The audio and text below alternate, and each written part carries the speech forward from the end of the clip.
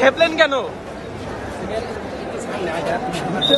কালকে রাগ করলেন কেন ইয়েতে? হ্যাঁ,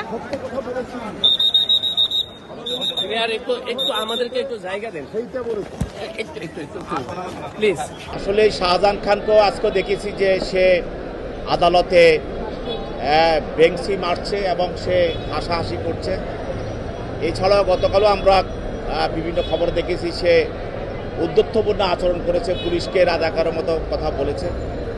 বিষয়টা হলো এরা হল নির্লজ্জ। এদের মধ্যে এখনও তারা যে 15 বছর মানুষকে নির্যাতন করেছে, হত্যা করেছে, গুম করেছে এবং তাদের মানুষকে ক্রস ফায়ারে হত্যা করেছে এবং সর্বোপরি জুলাই গণঅভ্যুত্থানের সময় তারা যে ছাত্র জনতাকে গুলি করে হত্যা করেছে, এই বিষয়গুলো তাদের কোনো অনুশোচনা নাই। এই অনুশোচনা না থাকার কারণেই আপনি মনে রাখবেন, যদি কোনো একটি মানুষ বেশি অ্যাডিক্টেড হয়ে যায় তখন সে অ্যাডিক্টেড হওয়ার পরে সে যেটা খেয়ে অ্যাডিক্টেড হয় ওইটার প্রতি তার কোনো ফিলিংস থাকে না। তদ্রুপ এরাও এরকম খুন করতে করতে, মানুষ নিধন করতে করতে এরা হত্যাকারী হিসাবে তারা একদম অ্যাডিক্টেড হয়ে গেছে, হত্যাকারী হিসাবে। অতএব এইসব বিষয়ে তাদের কোনো অনুশোচনা নাই এবং ফিলিংস নাই এবং লজ্জা নাই। জাতির সামনে তারা কিভাবে এই ধরনের কথা বলতে পারে যদি ন্যূনতম তার লজ্জা থাকতো।